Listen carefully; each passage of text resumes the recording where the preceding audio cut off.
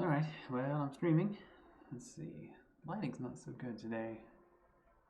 Let me turn on a couple lights here.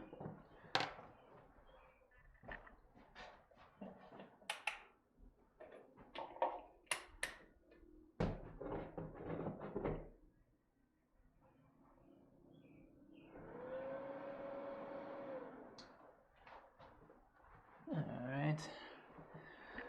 It's a little better. My computer is making a lot of noise for some reason. I don't know why. It just kind of fan ramps up every now and then. I guess it's working hard to stream. I don't know. Well, good afternoon. Thank you for watching, whoever you are, if anyone's watching. As usual, I'll wait until I have a few viewers online before I get into any series content. But hope you're doing okay today. Today is June 2nd? June 2nd? So we are in week 3, day 2. So kind of the halfway point, really. Yeah, I guess right at about the halfway point for this class. Maybe a little past it, depending on how you count. But yeah, we still got a ways to go, but we've covered a lot already. So that's the nature of the summer class. Things tend to go by really quickly. But then you're done. You get it over with, get it done. Get the credit you need for it, hopefully. Okay, 2 viewers, great. Hello, both of you, and maybe anyone else who is watching this later on the stream. So today we're going to be continue talking about the Object Lessons project, and specifically we're going to turn our attention to the manufacturing or the labor stage of things. If you recall from the phone story game, there were 4 different levels of that game, and those 4 levels correspond to 4 different stages in the life cycle of a digital object. And the mining story, the story about coltan, told us some things about that first stage of mineral extraction, and the set of things we're looking at today have to do with the manufacturing or the labor side of producing these things. So we're going to look at something related to that. I asked you all to take a look at, or I've linked in the notes for today to 2 different things, and I will describe both of those to you and show you a couple of key points to take away from those. But they are 2 things that you should experience on your own, just like the game. You have to actually experience it. And I'll talk a bit more about that once I introduce those things to you. Lots of things going on in the news. I spent a little time yesterday talking about what was happening in social media over the weekend, particularly Sunday night. If this is something that, there are still things going on, protests and demonstrations. If you are interested in this kind of thing or staying on top of it, obviously there's a lot of news sources out there, but I wanted to make sure you know about one with some local relevance, which is the Blue and Gray Press, which is our school newspaper. There are a couple. I think they're currently the 2 editors, like the actual lead editor and managing editor, perhaps, I forget. But 2 students there. They are definitely working over the summer and reporting. So they've got 2 stories up already about the protest over the weekend. This one mainly is about yesterday, and so they've been out there getting videos and photos, including this one. This is, Kate Seltzer took this one. So this is, I don't know if you're in Fredericksburg as you're watching this, but this is the Route 1 bridge. This is the Falmouth side of the Route 1 bridge, coming away from Fredericksburg, if you think of it that way. So it took me a minute to get my bearings on this picture, but that's where we are. So Butler Road is back up here, if that helps. I think it's still a little confusing, but as you can see, protesters were blocking traffic, which is a very serious demonstration. So they were met with tear gas later, as you can see there. They've also posted a few things on Instagram, including this is a really powerful image of some protesters at the slavery auction block downtown, which is obviously a very, I don't know what the right word is, contested, controversial memorial piece of history. Lots of different ideas about it, but it became a focal point for these demonstrators. I think this was yesterday. And it does seem that there are more things planned, more protests planned today and tonight. There's not currently a curfew in Fredericksburg, but there was last night. if you're not in Fredericksburg and you're wondering what's going on in Fredericksburg, there are, like I talked about a little bit yesterday, there's not a lot of great local media coverage. The Freelance Star is doing some reporting, but I'm trying to find their Twitter. I had it up here a second ago. But the Blue and Gray has been doing a lot on their Twitter, more so than Instagram or on the homepage. And I'm trying to find their Twitter account now. I think it's linked down here. Yeah, there we go. So, there's a lot of, if you're not already on Twitter, this is not, you don't have to get on Twitter, obviously, but if you are on Twitter, there it is, just at the Blue and Gray, that makes sense. So that's, they are a good source of what's going on. They say they're going to be doing some reporting, but they're not going to be out there today. But still, they were out there last night anyway. Lots of great reporting, lots of great images. And these are your fellow students. These are people, I don't know if any of you work for the paper, but this is the kind of thing you can do if you work for the paper. That's your opportunity and your responsibility, your challenge as a journalist, I guess. Okay, so pretty important things going on, but we do have class going on too. So let me talk about a few things with class. So let's see, we are working on the object lesson project. I did organize the project description a little bit, hopefully to make it a bit more clear. So let me show you, that's the old version. And wait, did I not save the changes? Oh man. Oh no, I did. Okay, good. So basically, I wanted to make it clear that if you're not looking into the prehistory of your object, you probably don't need to take it apart. You're welcome to, but taking something apart can be very time-consuming, can even be risky if you don't do it the right way. So I don't require that. It is fun, so if you want to do it, that's great. But if not, there are good reasons not to. Right? One is the risk. The other is maybe it's an object you're still using, and you don't want to destroy it. Like if you take something apart, there's a chance it may not go back together again. So that's always can be the case. So be careful with that. Now, if you do want to deconstruct something, there are a couple of warnings here that I want to make sure to emphasize. I didn't mention this too much yesterday, but if you're thinking about taking apart an old TV or an old computer monitor, so these are the big ones that are heavy, that have the cathode ray tube in them, do not do that. That can be pretty dangerous if you don't know what you're doing. Even if you know what you're doing, it can be dangerous. So please don't do that. They have a lot of electricity stored in them to create the image, and that energy can be stored in there for a long period of time. I've heard it can stay there for months or even years. And then if you touch it the wrong way, it all goes into you. And we're talking like 10,000 volts here. So this would be could be very harmful. So don't do that. The other thing is, whatever you take apart, if it has, most smartphones have a lithium-ion battery, any kind of, your first thing that you want to take out is the battery. Like whatever you're doing, whatever you're taking apart, take out the battery first, and do it carefully and do it correctly. Accidentally poking certain kinds of batteries can cause them to catch on fire. So you want to do that. Also, some batteries have harsh chemicals in them that can leak out if you mess with them the wrong way. So your first job is to separate the battery from whatever you're taking apart, and then you can take it apart. And then usually just common sense is all you need in terms of taking things apart safely. Don't stab things with a knife. Like if you have a knife, don't just hack at it. Things like that are going to cause problems. Use screws. If it has screws, try to use the screwdriver to take the screw out. Try not to do any smashing or ripping or cracking unless you're really committed and you are probably prepared for that. Now, I did this in my face-to-face version of this class, and I have students spend a day taking things apart. In fact, if you remember from the spring semester, that day we were supposed to take things apart. That was the first day that class was canceled, so for the switch to remote. So we missed that opportunity this semester. It was a real shame. But I'd spent a lot of time with that class talking about how to safely take things apart, and of course had to mention some of the stories about students having made some bad decisions with this. Right? If you have anything with wires that you're cutting, please use wire cutters for those. Don't try to use a knife.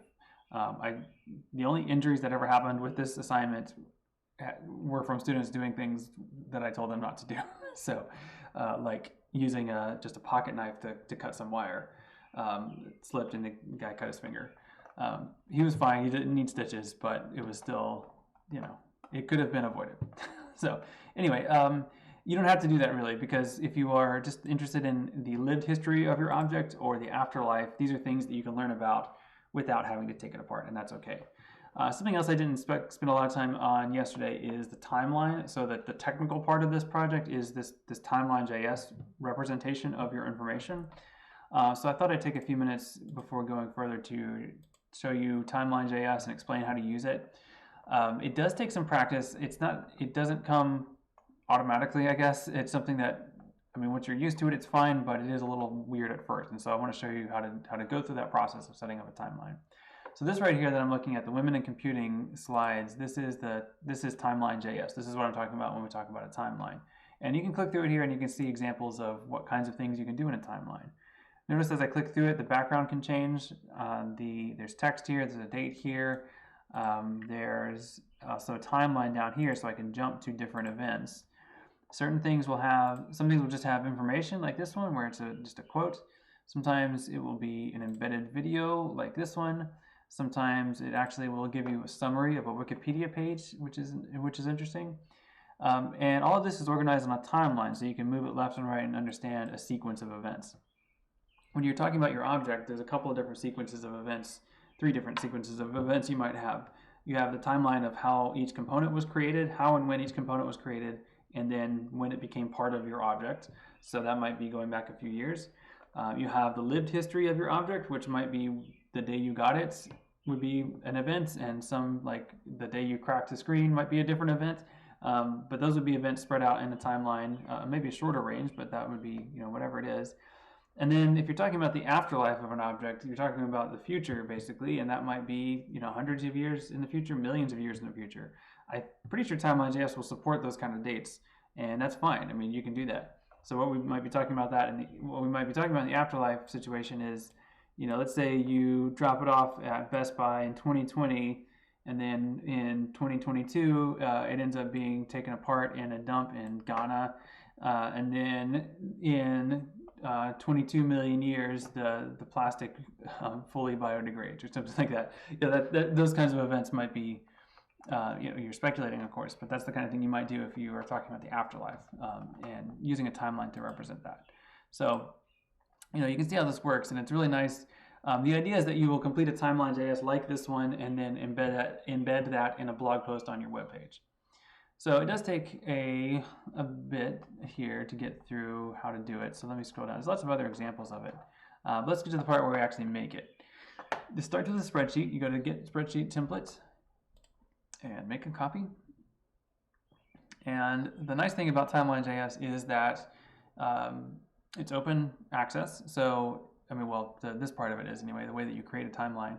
And it's using Google Sheets, which is a pretty familiar way of working with things. So you have probably used Google Sheets before or other spreadsheets before, and that's helpful that it's familiar.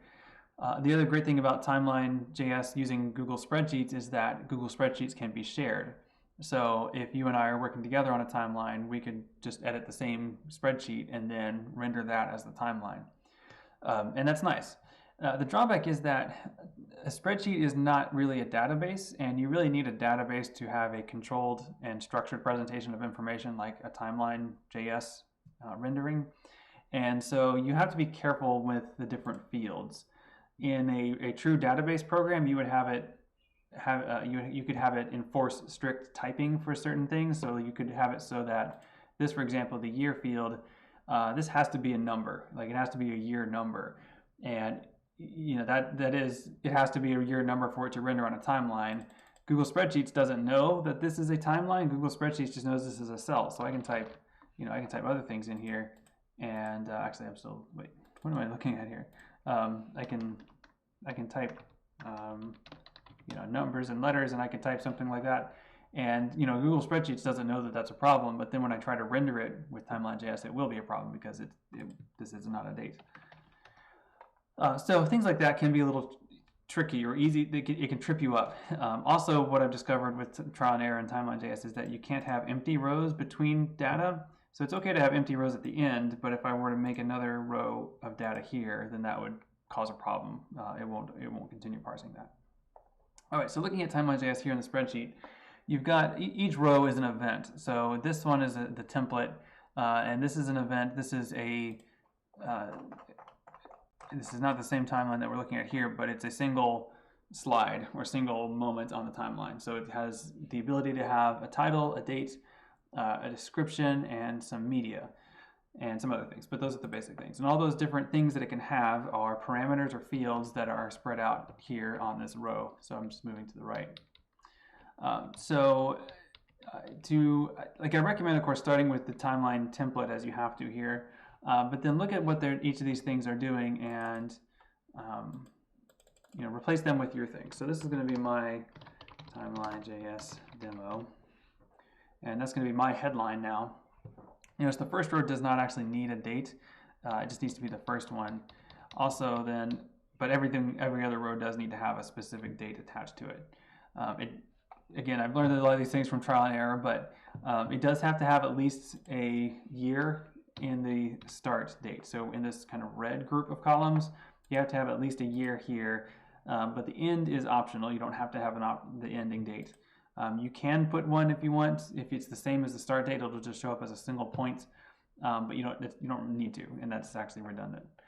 You can also change how you want it displayed if you have a more elegant way of saying a particular date, or if you're not entirely sure. Like if you want to say early 2011, you might be able to do that here, but you cannot do it here in that field, if that makes sense. Hopefully that makes sense. All right, so the headline is going to be the title that you see in each slide. So this contributions to space exploration, that's that timeline's its headline. It goes in that event right here. The text is going to be what shows up here in this one. You want to keep these relatively short, like a paragraph or so. Oops. And then the media is going to show up here. Now this is something that trips up some people. Let's take a look at this. Some links will work like this, where this is a link to a Flickr page. Most of the time, though, you actually have to link to an actual hosted image, like a JPEG. You cannot take an image and then upload it to this spreadsheet. You also cannot, as far as I know, at least I haven't figured out how to do this, upload it to Google Drive and then embed it here and then share the timeline. Like, it doesn't survive all those steps. So there's a couple ways to do it, and I don't know if this is the easiest way, but the way that I often do it is host my image either just on my website or in Imager.com or something like that, any of these free image hosting services, which there's a lot of them. You just have to make sure you get the right URL for your image to put into this media field when you do that. It can be, again, it can take some trial and error to figure out which one you actually need. Okay, so the media credit, you should make sure that you only use images that you have permission to use, or that you are using in a way that's consistent with fair use. So fair use is an aspect of copyright law. I don't have time to get into it right now, but if you're not sure whether something you're doing is copyright legal, then run it by me and I can give you some advice. I encourage people to be, to use things, but use them responsibly, basically. That's all I can ask. If you take an image yourself, like if it's your own picture of your Game Boy, like you own copyright for that. There's no issues with that in terms of copyright. But give yourself credit for that. Like in the media credit field, say photo by the author or something like that. And then media caption would be like the subtitle, what goes down here if you need that. These are optional, but that's helpful. Oh yeah, you can add a media thumbnail, which can be a tiny image, a smaller image that will actually show up down here in the timeline. I mean, that's kind of fancy. I don't know if those are really helpful, actually, unless you have only a few events. Okay, so now this, I'm showing you the structure, the mechanics of this timeline. You might still be trying to figure out what you are putting into your timeline when you create it. That's okay. We'll keep working through it. You need to first decide and do a little bit of research maybe on whatever object you've chosen.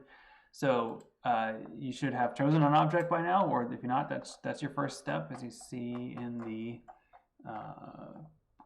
the procedure here. So choose your object that you're going to study. If you have something that's meaningful to you, I think this project goes better. So it's something that you actually have some feelings about, or have a strong memory of, or something like that. I think that helps this project go easier. If you can't think of anything or can't find anything, it's not unreasonable to just pick something random up. That's fine too. I don't know if Goodwill's open right now, but if you're looking for something to take apart, you can get a lot of stuff pretty cheaply, inexpensive electronics at Goodwill. But then once you figure out what you have, take a look at these different options and start doing some research to figure out which of these three stories is going to be the most viable. And the research that you have to do to understand the prehistory can be pretty specialized kind of investigation, and that's why it's a group project usually in the face-to-face class. So it may be too much for an individual to do in 2 days, honestly. But if you want to do that, there are some guidelines here, and of course I'd be happy to help you figure it out. It is kind of like a puzzle or a mystery. You have to do some research. But other things here I think are pretty viable. Lived history, this is you talking about how you have lived with your object and what its life has been like. And sometimes that can take a little bit of creativity and reflection to come up with those events. Similarly, the afterlife can take a little bit of creativity. And those are the things, whatever of those 3 stories you decide to tell, that's going to be what you tell using the timeline. So that's the idea. If you have questions, I do have Slack open, so feel free to reach out. I'm not going to put it on screen, but if you have questions about this, or if you have an object but you're not sure if it's going to be a good one, or you have an object and you're not sure what to do with it, reach out and ask, and I will be happy to give you feedback on that. I'd love to help you figure out how to get this project done. Okay, so let's take a look at the notes for today. Today's week 3, day 2, and as I sent in an announcement this morning, I went ahead and added notes for days 3 and 4 of this week as well. So I've got the whole week actually all here and available. So you are welcome to go ahead and do it if you want to. I mean, you don't have to. I've kind of organized this so each of these is about a day's worth of work, like a day meaning 2 or 3 hours of work.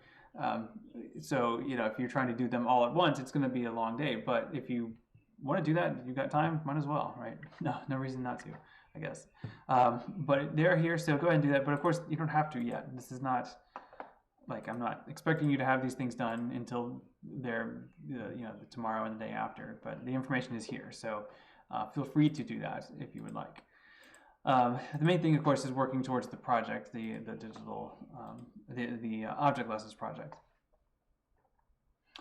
Okay, so let's take a look then at week 3, day 2. Today, the thing we're going to be looking at, the artifact in question today is actually 2 episodes of a podcast called This American Life. I actually don't listen to This American Life that often. It comes on the radio, so I catch it sometimes, but it's not one that I subscribe to or listen to consistently. But this is a couple of stories, a couple of different episodes from 2012, so it's a little while ago now. But they relate to our topic, and the way that they relate turns out to be really interesting. So I'm assuming most of you haven't watched or listened to these yet. So I'm planning today as more of an introduction to these things as opposed to a review. So bear that in mind in what follows here. I'm not going to spoil it. There are a couple of pretty interesting moments here, and I want you to experience those for yourself before I talk about them. So let's take a look. So there are 2 episodes of This American Life that are important here. One of them you have to read. So let me click over here and show you what this looks like. This is episode 454, Mike, Daisy, and the Apple Factory. And as you can see here, this story has been retracted, meaning they no longer stand by this story, which is why this is interesting, spoiler alert. But the transcript is here. Let me see, where is it? Sometimes their links are kind of hard for me to find. Okay, there it is, transcript.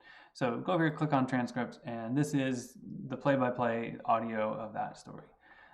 Reading, I think, is faster than listening, and so that's one reason why I recommend to do this first, and get a sense of the story, and also see in writing, black and white writing here, some of the specific claims that Mike Daisy makes. So Mike Daisy is I guess he's a spoken word performer, you call him maybe. A monologuist is the title he uses, but I don't really know what monologists are, honestly. But this is what he describes himself as, a storyteller.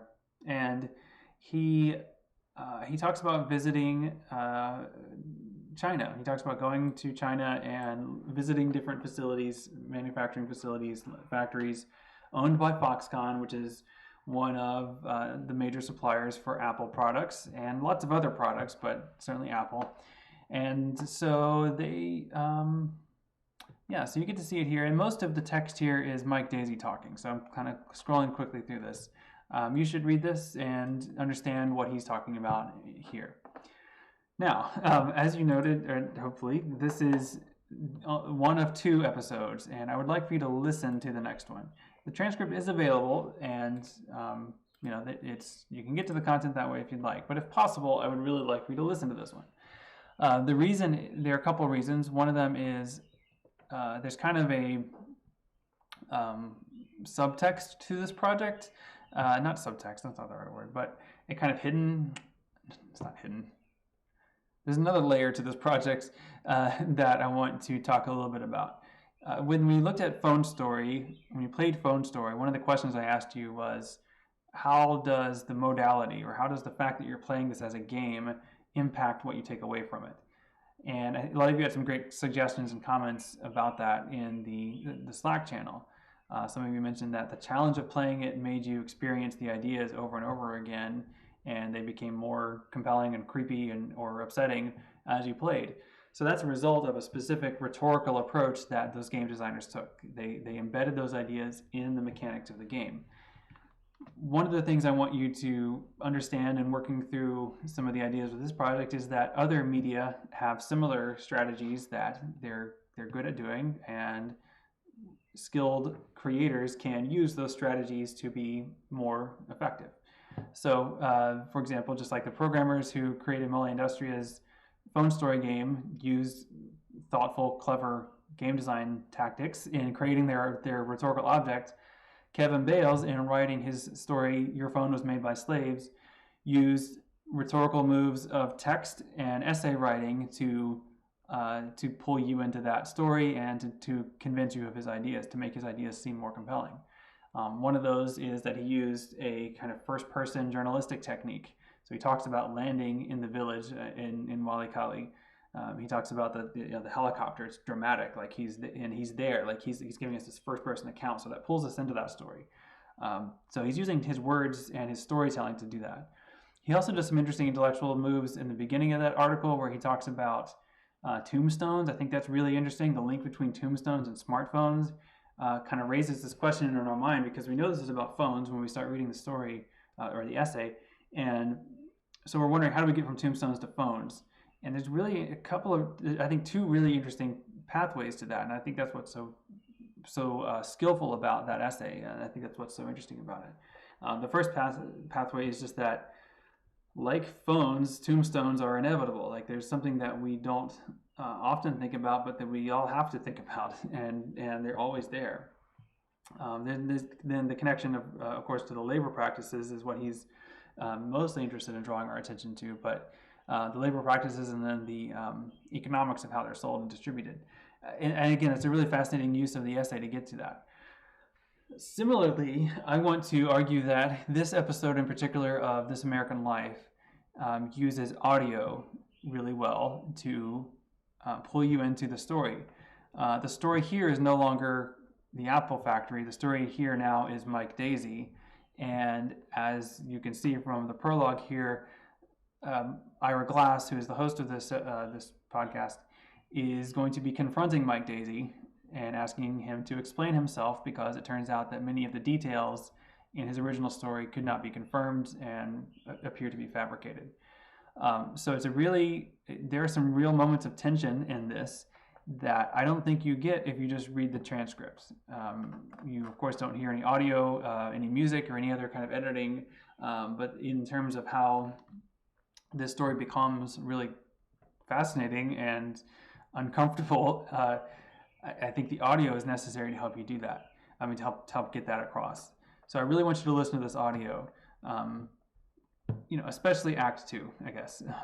Act 3 is more back to the content. So Act 3 is where they say, okay, well, Mike Daisy's account wasn't entirely accurate. So what's really going on? Let's ask a real journalist and let's figure out what's happening. And they do a good job of reporting that. But Kathy's account and Mike's account are more about the storytelling, and that's why I think they're so interesting. So please listen to that. In particular, pay attention to how, I don't want to spoil it, but pay attention to how the editors, like the people who put this piece together, who actually don't know who they are, but whoever the producers or editors are for this, how they use silence. Pay attention to how the absence of talking works in this piece and how it makes you feel uncomfortable. I hear myself pausing now as I'm talking. Pausing is something that makes us uncomfortable. And so how does this work? I mean, how does this work in the audio piece? So those are some things you might want to comment on, of course, in Slack or possibly on a blog if you'd like to have a longer thought about it.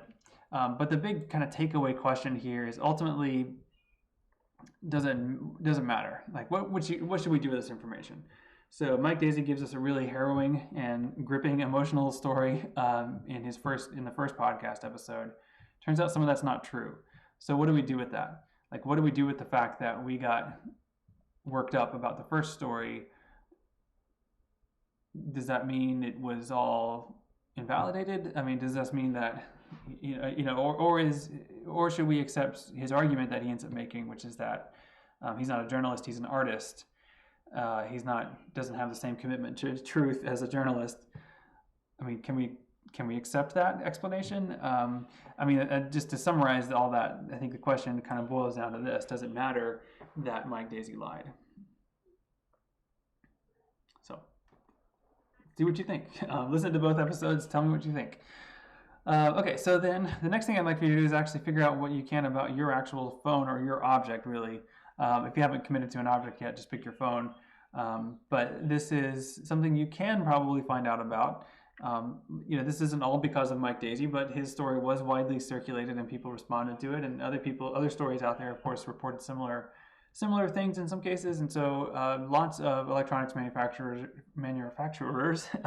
have done a much better job, at least they've attempted to do a much better job, I guess, of being transparent about their suppliers to try and say that their stuff is being sourced responsibly.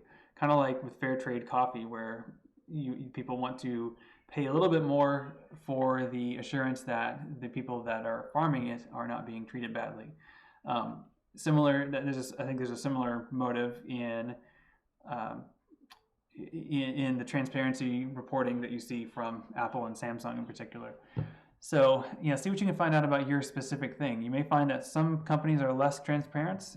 You may find, again, depending on what you're talking about, whether it's a phone or something else, you may find that there is no information about their suppliers, or it's completely obfuscated. Like, it's there, but it doesn't make sense. You can't really look into it. You don't have any assurance that it's accurate other than they say, believe us, everything's fine, which you may or may not do.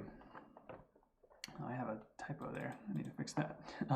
So that's the content for today. Those are the ideas for today that I'd like for you to work through. And you can do this in Slack.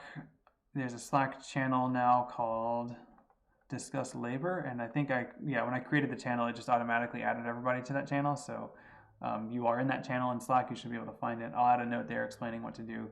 But it's similar to what you all did with Phone Story. Or what you can still continue to do with Phone Story, which is share your thoughts there. There's a Slack channel just for that conversation. So you can join that conversation at any point whenever you're ready to. Okay, so again, as I said a minute ago, I think of this as an introduction to this content as opposed to a review of it. So I'm assuming most of you watching this have not actually listened to this podcast yet.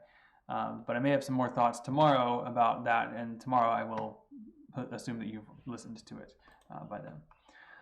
Okay, so I did want to say a couple more things before wrapping up. Actually, I need to confirm something.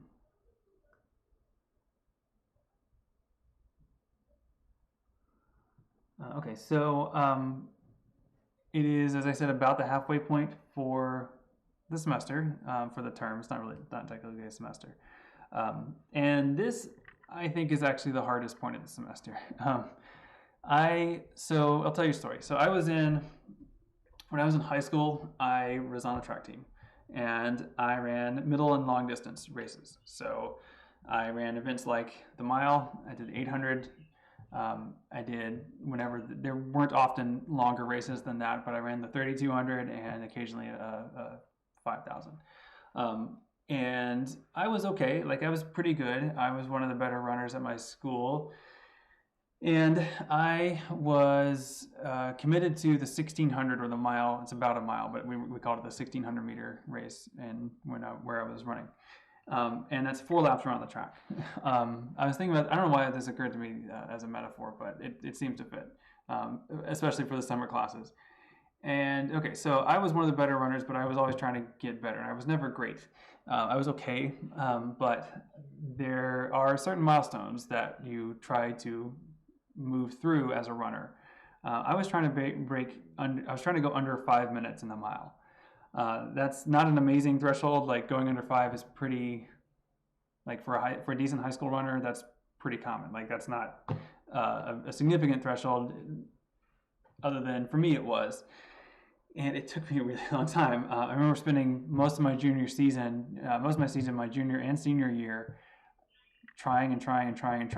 And what I kept finding out was the problem. I would go for first lap 110, second lap 110, third lap 120, 130.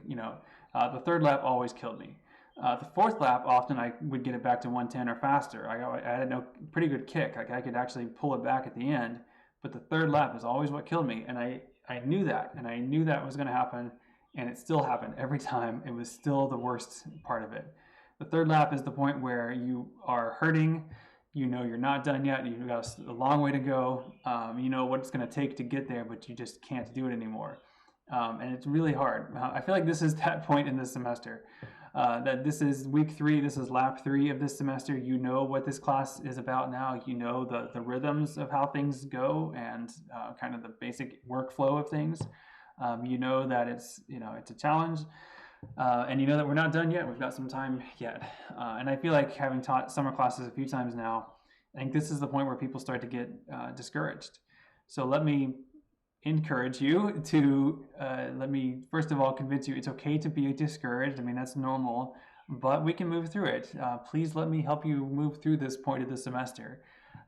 This is a semester with all kinds of things that are stressful on top of just the normal challenges of a summer class. And do not beat yourself up or feel bad if you are struggling with this and with other things. I think we're all struggling in different ways. So some of you I haven't heard from for a little bit. You haven't been checking in on things. I'm going to be reaching out, but do not feel embarrassed or shy about reaching out to me. I have heard sometimes students are like, they disconnect for a bit and then they're too embarrassed, or they feel like they need to apologize before they get in touch with me again. Don't worry about it. Please get in touch with me. I really, really want to hear from you. Even if you've done nothing since day 2 of this class, I still want to hear from you, because there is a path we can figure out. Like, we can figure out how to make sure you're successful with this class. But if I don't hear from you, I don't know. I can't do anything with you. All that said, I'm probably preaching to the choir. I mean, the people that are on this are watching right now are probably those that have been consistent every day. But whoever's watching this, if you're in this class and you're struggling, you don't know what to do, you feel so far behind, you can't figure out what your next step is, please reach out to me, and respond when I reach out to you. I'm going to be reaching out today. So let's figure this out. I mean, I'm here to help you figure these things out. One note is I'm checking on this, but if you recall, in the spring there was the credit P19 no credit option, the flexible grading option. It seems that that's also going to be available for the summer classes. I say it seems because I've just sent an email to try to confirm that, and I haven't heard back yet. I mean, I sent an email, and the person who I asked needs to ask someone else to make sure, but that was approved by the faculty that we decided we wanted to include that option yet. That option for the summer classes, but what we're waiting for is for the registrar to confirm that that's possible. So we are waiting, but I'm pretty sure it's going to work, and I'm pretty sure it's an option. You have to evaluate if those are good choices for you. A couple of you sent emails to ask me, or messages to me asking like how you're doing in this class, and I haven't been able to give you a letter grade because I'm not doing letter grades for this class. So let me just say this way: if you complete everything for this class, you will get no lower than a C.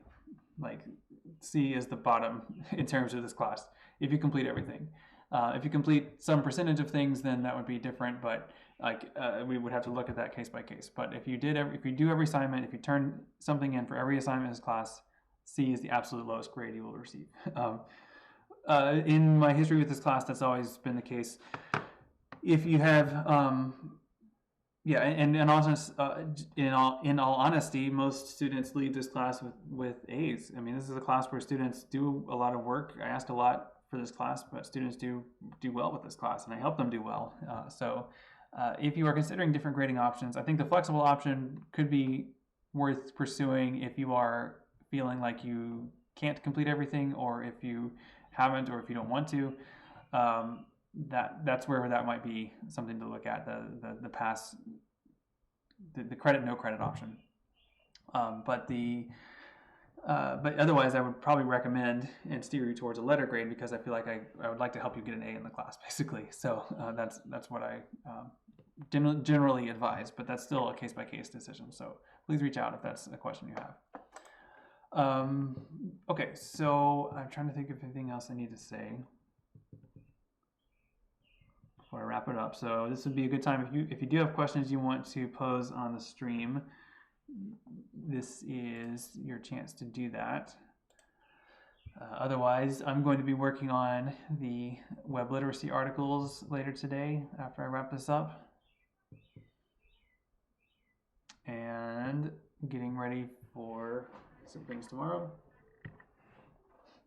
But otherwise, I will just look for your discussion in the Discuss Labor channel in Slack, and any questions you have about the timeline or the object lesson project.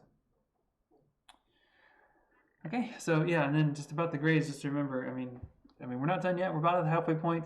This is the hard point, though. I think most students find their way to be successful by the end. Like most students in that final week of the class, it's kind of like the lap 4 of the 1600. That's when you sprint. I mean, that's when you're like, oh man, I'm almost done. And you can push through whatever pain for, the last 30 seconds of that lap. And likewise for the summer class, you can really crunch a lot into that last week if you have to. But let's get through this week first, right? Okay, well, I think that's it. I'm going to wrap it up, and I will see you all tomorrow. Okay, bye.